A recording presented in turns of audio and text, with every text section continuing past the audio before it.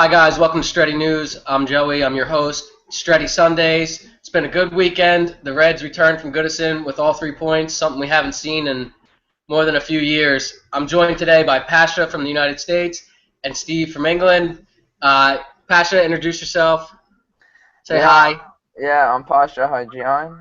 I am Iranian. Don't be afraid. I live Like from long walks on the beach, candlelit dinners. and then always looking forward to talking about United with you guys, and especially knowing that we hadn't won there since 2011, if I'm not mistaken. So it's great. Yeah, it's been a long time since we won there. And then you have to add to the manner of which we won, keeping a clean sheet, scoring 3 goals, something I didn't see coming. How about you, Steve? How you doing tonight? Yeah, I'm good, mate. I'm not going to go into that was a bit creepy, that intro, and to be honest. I'm Pasha at long walks. Yeah, like you say, mate, it's United's hunting ground down there has been shocking for years. And yeah, clean sheet, 3 goals, 3 points. Yeah, nothing to complain about, really, is there, I think? No, there's really not. Obviously, I think all three of us are surprised by the result. So I don't even have to mention that. I predicted a 2-2 draw, and even at 2-0 up, I said, well, my prediction still could happen, but yeah, I did not see that result coming. I didn't see the lineup coming like that. I didn't see the tactics coming like that. Pastor, were you impressed with the starting 11? And were you happy? Daley Blind and Memphis were left out. I don't know if that is because Daley Blind had struggled against Graziano Pella of Southampton, got caught out, against Arsenal, and then you add to that the disappointment of them failing to qualify for the Euros. And then, there's a lot of criticism being hurled on Memphis right now. Can I have your thoughts on the starting 11? And were you happy with it, or was there anything you would have done different? Listen, I thought that was a perfect starting 11 to mix things up. I feel like United was too predictable with the starting 11. We could guess 7 or 11 our starting players. I personally think that the reason why he dropped Memphis Depay and Daley Blind was because of the mentality they had in the Euros. They're coming back from a tough thing, that knowing that the country will make it to the Euros, and for them to get back into transition and stuff, and knowing that Memphis Depay right now with his whole attitude problem for a young man, having it busted with RVP and stuff, so he needs to sit down. I think he just wanted to bring some new thing, and that was international week, so there was a lot of changes that need to be done.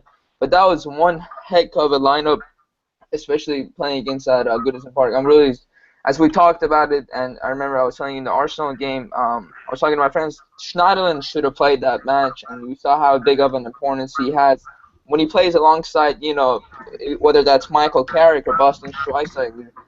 It was a fantastic line. It was great to see Marcus Rojo back. I thought he had his best performance in United kit, in my opinion. I don't know if you guys will agree with that, especially at left back. And it was just great to see Ander Herrera playing his advanced role back in his Bilbao days. It was one heck of a lineup.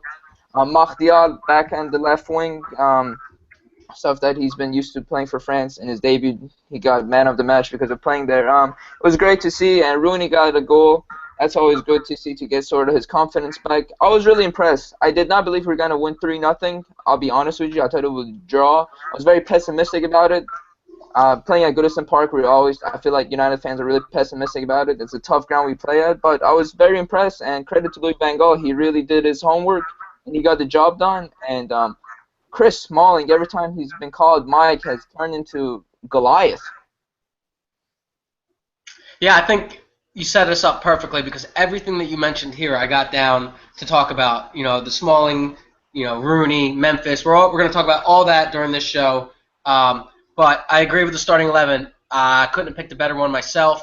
Anthony Martial was brilliant from the left. He really terrorized Coleman all game. Ander Herrera, I think he's shown time and time again that he needs to be in that starting 11 somewhere. Anywhere. You have to fit the guy in, fit a formation around him. Just get him in the team because when he plays, the tempo is so much quicker, the passing's crisper, he gets things going. He's scoring goals now. More, he had 8 or 9 last year. He had a great goal last against them. So moving on, Steve, too. How about your thoughts on the starting 11 and Louis van Gaal's tactics? Were you surprised because it wasn't so possession? It was a little bit more directness to United this weekend that we haven't really seen this year, I thought. I also think Martial, maybe it's because he speaks French and he can't understand Van Gaal, but he's just so much more direct and he runs at players, something we haven't seen lately.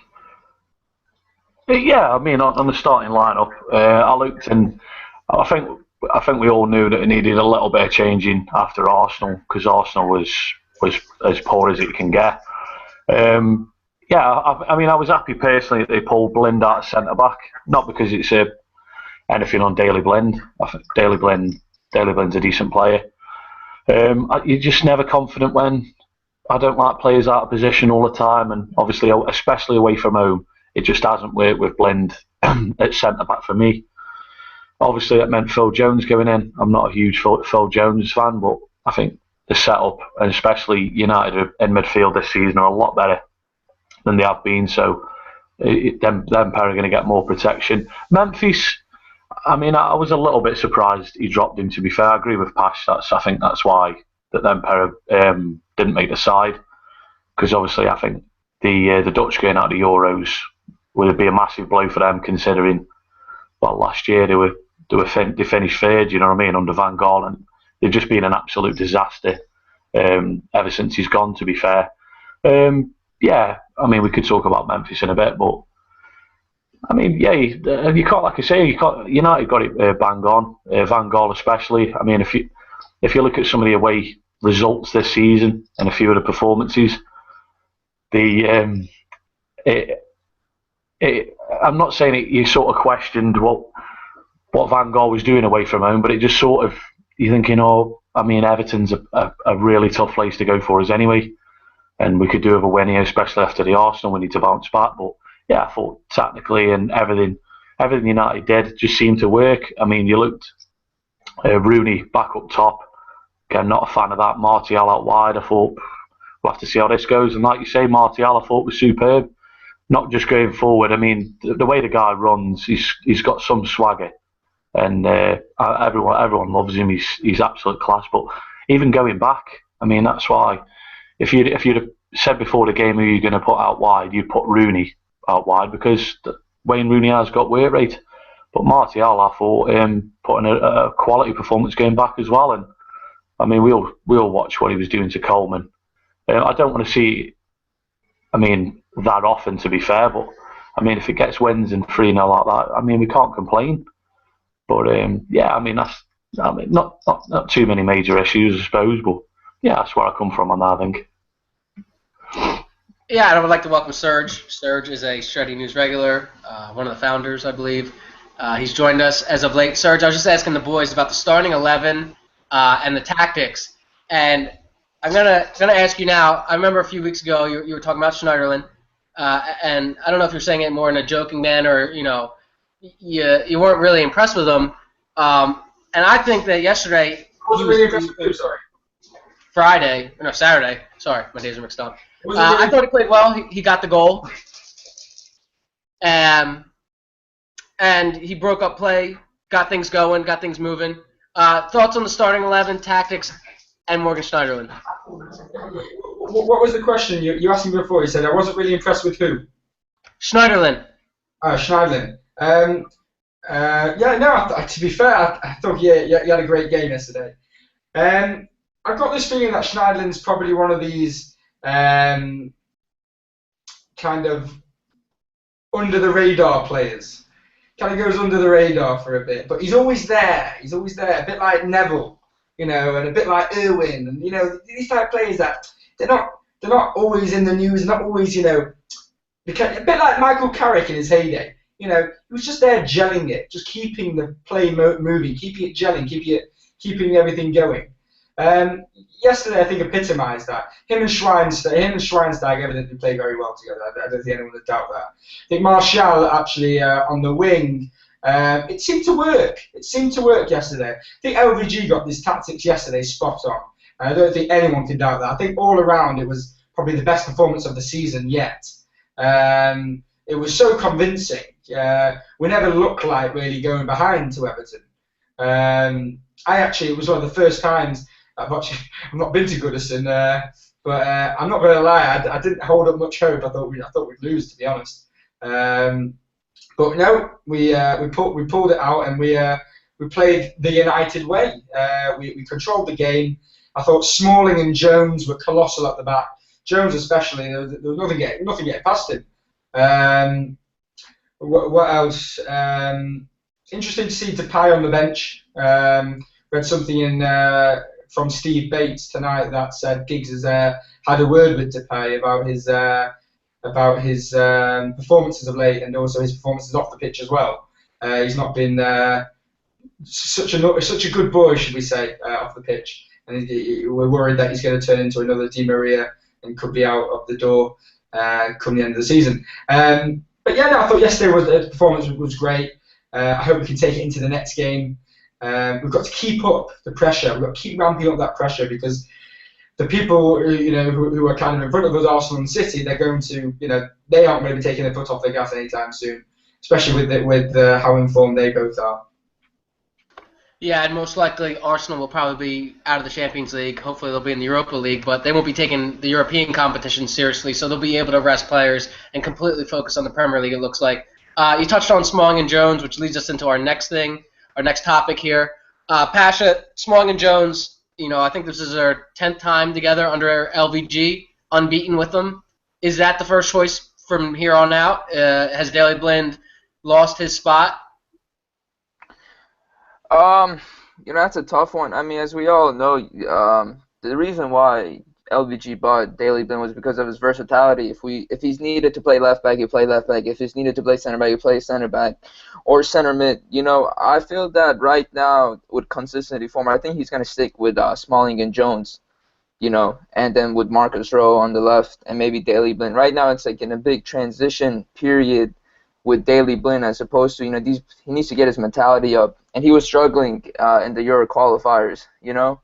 So once again, it's one of those things that when we don't have enough depth, it's either between Phil Jones, which we all know Phil Jones could have his horrible days, and then at the same excuse me, I'm not even gonna get what they're talking about. And then after that, they got Daley Blind having issues. So it's just one of those things, as opposed to what's the best lineup we could possibly have. And right now, if you look at it, Darmian, Smalling, and Jones, and possibly Marcus Rowe, yeah, why not? And it could also give us another option with Daley Blind possibly playing alongside Schneiderlin and giving that a try, for example. Rotating Bastian Schweinsteiger and Michael Carrick, just to give those guys more room for right.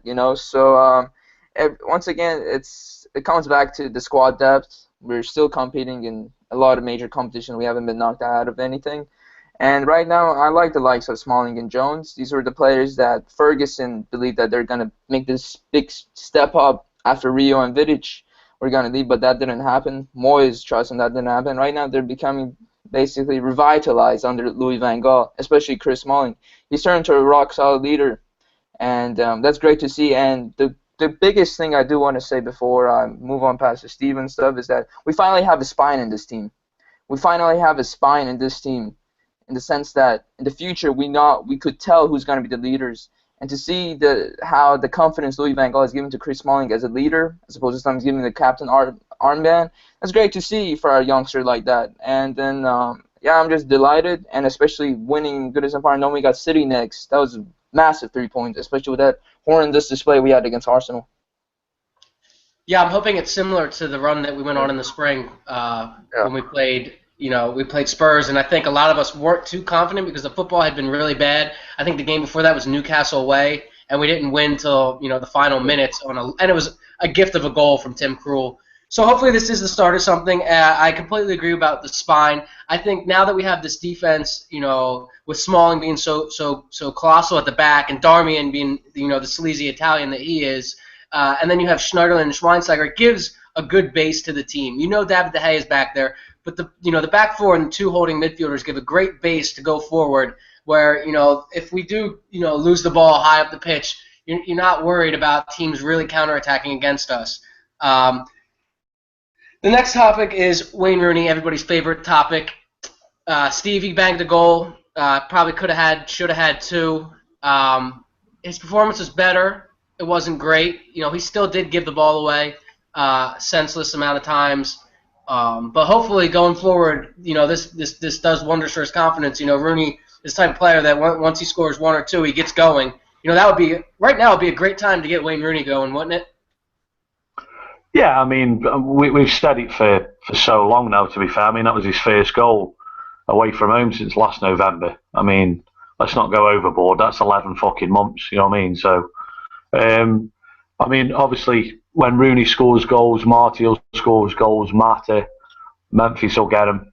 United are going to be there and challenging, which is what we all want. But, yeah, I think the criticism doesn't just come... I mean, he can score a goal and some fans get off his back. But, I mean, as captain of Man United and for how long he's been there, and the quality player that he was, I mean, I expect better performances. Like you say, he played better yesterday. He's had a lot worse games. But, yeah, in terms of keeping the ball and his hold-up play, I don't think's, for me, up to scratch for a top side. Hence why I prefer Martial up there. But, yeah, like you say, good day all round. He got a goal on Merseyside. God knows the last time he did that. This is still going on at the side. There's mine on Wayne Rooney. Not going overboard about it. I'm not going to hold my breath, but I mean, for me, I hope he does score goals and puts in some good performances for Martial, because Martial scored loads of goals for United and Mata again, and like I say, Memphis and all the midfield will chip in as well. Steve, you really hate Wayne Rooney, don't you? What's that, mate? You really hate Wayne Rooney. No. Hate's a strong word, isn't it? I think. I just, for me, I think especially the last couple of years, I just think he's got away with, I think, for me, too much. But everyone else sort of gets a lot more stick than he should. And for me, I just think some fans just think he's oblivious and bigger than the club. And for me, I just think it sends out the wrong message, mate. Well, he's tried to leave numerous times, so... Well, again, this is it, mate, you know what I mean? So, everyone has... people just say it's 3 years ago. Some people forget, some don't. For me, I think... I don't think you can. But, I mean, yeah, we could talk all night about the transfer requests and Wayne Rooney and stuff, but... Bebe's on form in La Liga. I could say, I think Van Persie and Di Maria and loads of players over the past couple of years were absolutely hounded on shows like this, and the United, you know what I mean, all the United channels last season, the season before, and Rooney was just in the background getting away with it for me. So yeah, it seems like there's more or less there's a side that love to hate Rooney, there's a side that love to love Rooney, and then there's the guys in the middle, where we want to see him do well, but just because he scored a goal, he doesn't excuse the performances. You have to be doing that every week if you're going to play for a club this size, and especially being the captain. So in the preview show I was talking about if Rooney wasn't in there and you had Herrera just playing the 10 and Martial at 9 and Memphis at 7. What else could this team do? Because I felt like Rooney had been a passenger, especially against Wolfsburg. I feel like he was just there, and it was almost like a being a man down. So I want to talk about Memphis right now, Pasha. We kind of touched on him earlier. Serge touched on him a little bit with Giggs having to talk to him. I did read about that. Apparently after the loss against Arsenal, he went out for a night in London, and then today I read the similar thing that he could be going down the road that Falcao and Di Maria went down. And it's not something we want to see because he's a young lad. He's got lots of talent. We know the potential that he brings. Are you worried at all, Pasha, for Memphis? Or do you think that he'll get focused and get going and put his head down and get to work? Because it does, talent's one thing, but you have to work hard too. We saw that with Ronaldo. He would stay late at training. He would take, all the extra free kicks. So I'll let you go on that. I mean, hard work always beats talent, and Memphis Depay has that attitude that he's the first man in training and the last one out, like Ronaldo. The thing with Memphis is that he has a lot of anger issues and a lot of attitude issues, and that's because of his father wasn't there. He left him at a young age, and he basically started from nothing, being with his mother, and even on the pitch, even all his PSV coaches, they put like Kevin Strootman as his mentor because he always had hunger in him and he always was trying to show attention. As we see, he's always in the newspaper of what he wears. He buys a lot of fancy stuff just to show that, hey, I had nothing, but look at me now. And right now the best person that he has a mentor right now is Ryan Giggs and Bastian Schweinsteiger. The thing with Memphis Depay is that he needs to come back to tell himself to change his attitude. Because the only way he could be leaving Old Trafford or Carrington is because of his attitude. That he wants more, but he needs to realize that what he's doing to himself is actually harming him on and off the pitch. And this comes back to always having mentors around you. And one of the key things that helped him grow as an individual and as a person, as a player, was Kevin Strootman at PSV. Now, who's that person going to be at Manchester United? We've seen it with Bastian Schweinsteiger. There's numerous pics of Bastian always confronting him, talking to him. And we saw that with Ryan Giggs. If you guys remember, he was almost so close to scoring a hat-trick. When they talked to him on a press conference, he was so pissed, legitimately pissed, that he didn't score a hat-trick. That's the kind of attitude the guy has, that he is willing to give it his all. But the problem is that he has that really cocky mentality that the world has to revolve around him, because he didn't have the father figure, he didn't have somebody to mentor him at an early age. So you have Louis van Gaal, he could show him his balls to teach him a lesson, or you got Ryan Giggs, to teach him, the easier way out. But he has an attitude. It's just that he needs to realize that what he's doing is harming himself, and so yeah. Oh yeah, definitely. That's one of the things that's in my bucket list, Joey. But on the other hand, he's a great kid. He has the talent. He has the potential. It's just that he needs to show it. And when you're 21 years old, that's what it happens. Yeah, you guys. Yeah, I'm sorry when the viewers are watching this. Something kinky is going on around here, but yeah, but nonetheless, yeah, I keep going to Surge now. This is too funny for me right now. You can't see it right now, but we have a group chat going between us, and it's just pure comedy. We have a lot of fun doing this, and we won't charge you either. Moving on, Surge. Jesse Lingard came on at halftime. I was really happy to see him come on because he is a player I think that could have a bright future. I've liked what I've seen from him when he was on loan and when he has played. Unfortunately, he got an injury last year. What did you make of Jesse Lingard in his 45 minutes? He came on for Juan Mata. It was a tactical thing. At that point, we were up 2-0, and I believe LVG was trying to make it a little more compact and tighter. Mata was drifting all over the pitch, and that's fine. But your thoughts on Jesse Lingard, another youth academy product on the field for United? Well, listen, the more youth products we can have on the pitch, the better. If I could have a team full of 11 Mancunians, I would. And I don't think is Jesse from Manchester? I'd have to check it up. I'm sure Steve would be able to touch upon that one. And if you have 11 players from academy, we won't win the league in 100 years. It's just like one of the poorest academy youths. We haven't had world-class players in a while. You're trying to tell me you want to put 11 our youth academy products on the pitch? Yeah, I'm saying the more kind of youth products we have, which are useful and good enough to play at the level that we need to play at, the better. Oh yeah, okay, yeah. I was about to say if you're trying to tell me. But I thought Jesse Lingard when he came on was fantastic.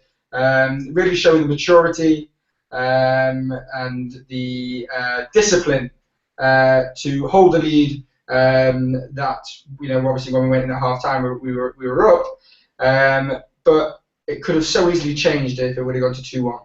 And he was able to, kind of play that role with discipline, making sure that Everton weren't able to play the football that they wanted to. I often find that matter against the kind of bigger teams, as in the bigger team physically, the Stokes, the Evertons. He does sometimes go missing, and he gets forced off the ball very easily because he's very small and petite. Against the kind of the other teams where he gets a bit more time to play and kind of he gets the free role to kind of do what he wants, then he'll play. He plays well, but against the more physical sides, against Everton, it was probably the right decision from LVG. It showed. And Lingard, happy to see that. Obviously, when he came up from Brighton, Hove Albion. Where did he go? I think recently he went to Derby, but before that he has been at Brighton, I believe. Okay. It's nice to see him come back and get straight back into the first team. And the more players that are able to do that, and the more that are judged to be able to get to that level of playing first team, the better. I have absolutely no problem with that. I'd like to see the striker, what's his name? Wilson. Wilson. I'd like to see him, have a bit of a run in the team. Maybe Marshall and Wilson. One for the future. Who knows? But yeah, Jesse Lingard played very well. That's tons of pace up front too with Wilson and Martial. I mean, that would be very scary. Yeah, I would love to see more Lingard, more Wilson, more Pereira, McNair when we can. I'm always all for bringing the youth through and giving them first team chances. And it's unfortunate that we only have LVG for these 3 years towards the end of his career, because I have no doubt that he would, get that academy going. Like Pasha said, it's not what it was, in recent years. But LVG's here to focus on the first team. And one of the players he didn't buy, who, some people think that he doesn't like Herrera, but he came out after the game and said it's going to be awfully hard to drop him now. Steve, Herrera again, he just bosses it, tackles, passes, assists, scores, does it all, doesn't he? Yeah, he's got the lot, and he actually makes watching United enjoyable in the best possible way, to be fair. I mean, obviously, you're looking around the lineup yesterday, it sort of got missed in the middle of it, really, for me, when I looked at, Herrera, Schweinsteiger and Schneidlin are starting all together. And Herrera's just in the thick of everything, even not just going forward. I mean, he took his goal superbly, really. It was good to see. Again, like Pash said, the ball from Marcos Rojo was absolutely outstanding. And even defending like the first 15 minutes of the second half, where Serge touched on there, where I think if Everton would have got back, it'd have been a completely different game, I think, with how United have been. But, tackling, he's quick on the ball. I think that obviously that goes down to why Louis van Gaal just keep dropping him. I think even the quotes yesterday or today where, like you said, he'll be hard to drop, but I can do it. And I don't know, he puts in a performance like that and then you hear that from the manager. So, I don't know, it's always a bit conflicting, but I mean, when Herrera plays, we're a lot better football team. I mean, it's proved ever since he's come with us, to be fair. Obviously, he has a couple of poor games. I think most players are guilty of that, but I think seeing them as a free definitely gives Rooney and Martial.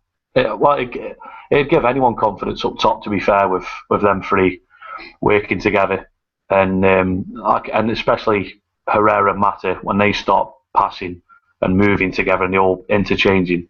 United are quick, and United are hard to deal with, and that's for me the only frustrating thing is when we see Herrera just sitting on a bench and we're knocking it side to side and we aren't really doing anything. You're like, just get him on there, you know what I mean? So yeah, I can't really say any more about Ander Herrera, to be fair. Every United fan absolutely loves him.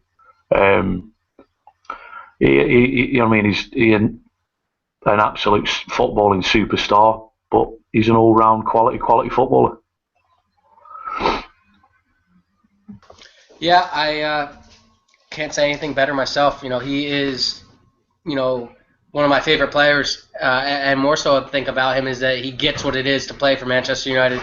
He understands that, a bit like Patrice Evra, maybe not that extreme yet, but he does understand what it is to play for the club. He's a big football fan. He talks about, Cantona and things like that. We saw Rojo at left back, Pasha.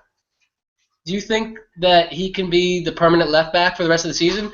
You still have Daley Blind in there too as well. Darmian can play there. He could play Valencia at right back. But would you like to see Rojo at left back for the rest of the season? Yeah, one thing I do want to say with Herrera also is that before I get a market, Herrera, he represents the fans on the pitch too, in a way, doesn't he? Like he plays for the badge. He just loves the club so much, like we do, and he always wants to give something back to the fans, and he's just a great delight. Like Serge, look at Serge, just enjoying his time right now, and there is enjoying his time in Manchester. But Marcos Rojo,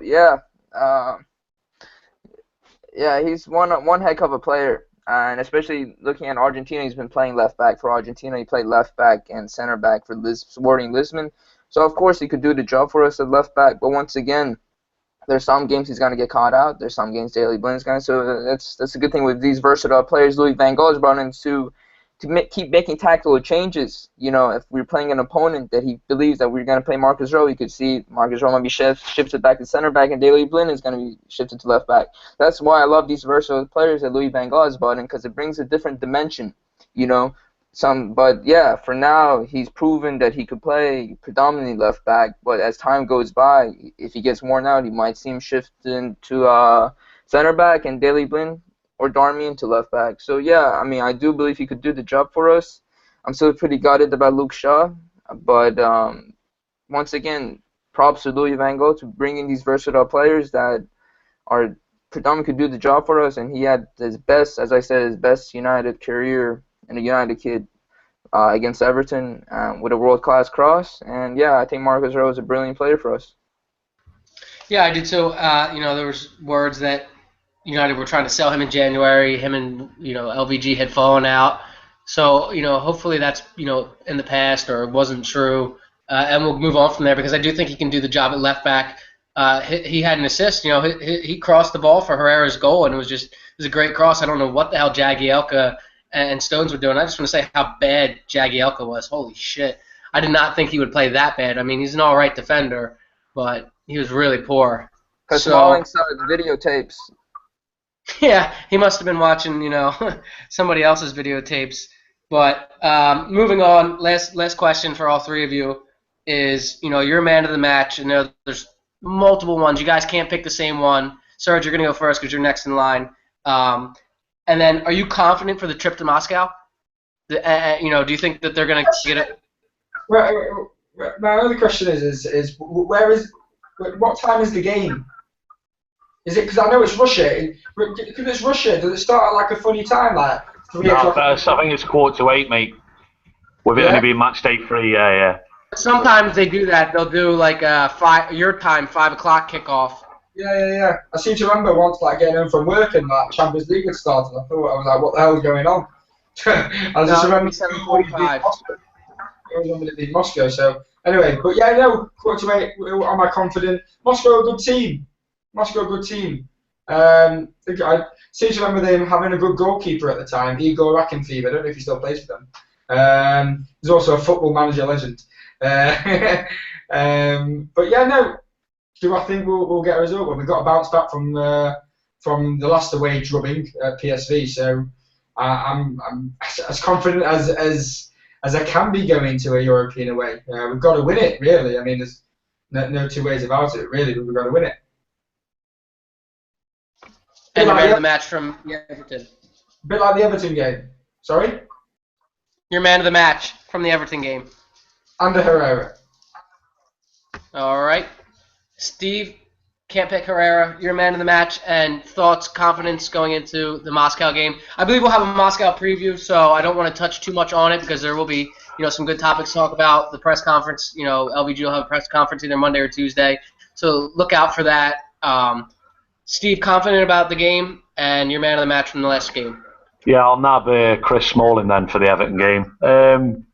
Confident going into Moscow. How you say that's class. I think the thing with their ground, I think it might be the same pitch that City had a couple of years ago, plastic pitch, and I think I seem to remember Pellegrini was moaning about it was full of sand, and they were painting the sand and the plastic grass on there just to look green, so the pitch is going to be absolute dog shit. I agree with Serge. I think Tuesday it isn't a must win, but I think it'd go quite far to getting United into the other end, because I mean I thought Wolfsburg were a decent team at Old Trafford, and I think that's going to be a hell of a game out there. I think that's the last game of the group. Hopefully it's all wrapped up then between then and United sort Moscow out away and then do them at home as well. But yeah, really looking forward to that game because, like you brought up, PSV I thought was a good performance, but I mean the Luke Shaw stuff shadowed that, and United ended up losing 2-1. PSV are nothing special. I can see United giving them a good hiding at home, but yeah, this is what we fought for last season, to get back to the big games. and we've got 2 massive ones coming up this week. Confident, I think the Everton result and performance would have done a lot of good for a lot of the players. And yeah, I mean, CSK are going to have some decent players as well, but I think it's anyone's game, to be fair. Yeah, I think I can agree with all that, especially your man of the match. I think Chris Smalling is excellent. Really, really, really turning into one of, if not the best center back in the Premier League. Right now on form, he's playing better. Name a player in center back that's playing better than him. I think you'll find it hard to, or at least there'll be an argument about it. Pasha, same thing. Are you confident going into Wednesday? And your man of the match minus can't pick Smalling or Herrera. Yeah, I mean, back to your comment, I think Ivanovic has been a better player than Chris Smalling. What's that? I thought Ivanovic has been a better player than Chris Smalling this season.